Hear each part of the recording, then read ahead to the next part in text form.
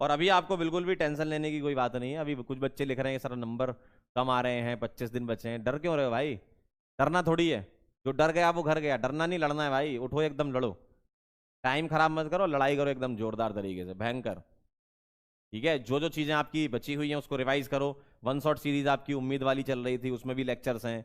इस साल की, पिछले साल की, उसके पिछले साल की, जो भी आपको देखना है सब चीजें आपके पास हैं। अपना प्लानर बना लो, सर ये चीज हमारी छूटी है, ये चीज छूटी है, उसको कवर कर लो जल्दी से जल्दी। और वही कवर करना जो आपने पहले पढ़ रखा हो।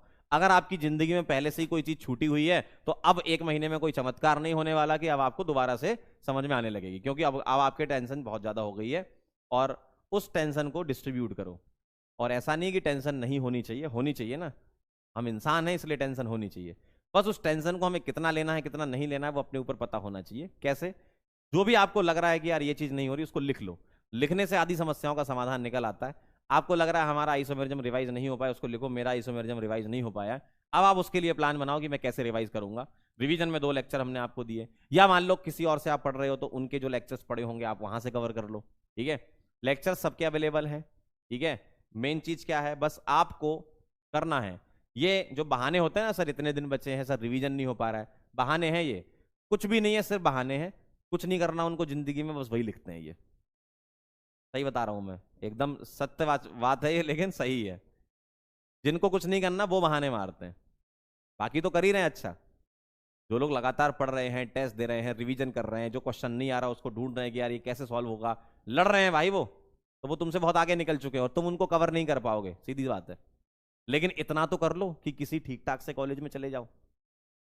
है ना? अब ऐसा तो नहीं है कि 300 से तुम्हारे 700 हो जाएंगे 25 दिन में, ऐसा कोई चमत्कार नहीं होने वाला। थोड़ा सा नंबर बढ़ा लो। 450 आ रहे हैं तो 500 के ऊपर ले आओ, 500 आ रहे हैं तो 550 के आसपास पहुंचो। थोड़े नंबर आप बढ़ा सकते हो भाई इतने दिनों में। चमत्कार नहीं होता है, रेयरली ही होता है। मतलब ऐसा नहीं कि नहीं हो सकता, रेयरली होगा। और उस रेयरली में हम नहीं आते, पहले ध्यान रखो।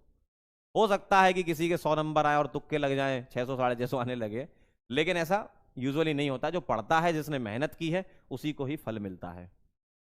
ठीक है, तो ये बिल्कुल आप ध्यान रखो। आपको कुछ चमत्कार नहीं होने वाला। जितना आपने पढ़ रखा है उसको रिवाइज करो, और आप अपने नंबर थोड़े से बढ़ा सकते हो। कम मत होने दो, बस बढ़ाओ। नंबर थोड़े से बढ़ सकते हैं इसमें, इससे ज्यादा और कुछ नहीं हो सकता। तो रिवीजन करके पीवाईक्यूज आपने कर लिए। ठीक है, जो चैप्टर आपके बहुत अच्छे हैं उसको जल्दी से रिवाइज करो। जो थोड़े कम अच्छे लग रहे हैं या जिसमें ज्यादा टाइम लग रहा है उसको थोड़ा ज्यादा टाइम दे दो। हर एक चैप्टर को बराबर टाइम मत दो। आप आइडेंटिफाई कर लो कि भैया ये चैप्टर मेरे बहुत अच्छे हैं, मैं इसको बहुत जल्दी रिवाइज कर लूंगा। तो आप आधे घंटे, 15 मिनट, 20 मिनट में आप पूरा चैप्टर रिवाइज कर सकते हो। इस समय दिमाग तेज चलता है, ये बात सही है। तो आप बहुत जल्दी रिवाइज कर सकते हो चैप्टर को। क्वेश्चन की प्रैक्टिस करो, थ्योरी अब ज्यादा पढ़ने की कोई जरूरत नहीं है। टेस्ट आप दो, पीवाईक्यूज आप लगाओ। एक्स्ट्रा इतने में ही काम हो जाएगा, इसके अलावा एक्स्ट्रा कुछ नहीं करना। मैं कह रहा हूँ सवाल लगाओ। सवाल लगाने मतलब टेस्ट पेपर आप दे रहे हो वो देते रहो, और पीवाईक्यूज लगाते रहो। और थ्योरी को जल्दी क्विक रिवीजन करो थ्योरी का। ठीक है, फॉर्मूले उसको तुरंत आंखों के सामने से निकलना चाहिए आपके हर एक घंटे में। ठीक है, रिएजेंट उसका फंक्शन है, लिख लिख के करो। लिख लिख के करना पड़ेगा, हवा में नहीं पढ़ पाओगे भाई। लिख लिख के करना पड़ेगा, हवा में नहीं, हवा में निकल जाएगा सब। ठीक है, तो थोड़े से नंबर ही बढ़ेंगे आपके, बहुत ज़्यादा एकदम ऐसा नहीं होगा कि काम हो जाएगा आपका भयंकर। गया 200 आ रहे थे सर, 720 आने लगे अब। ऐसा नहीं होता है ना। थोड़े नंबर बढ़ा लो, कम मत होने देना, काम हो जाएगा।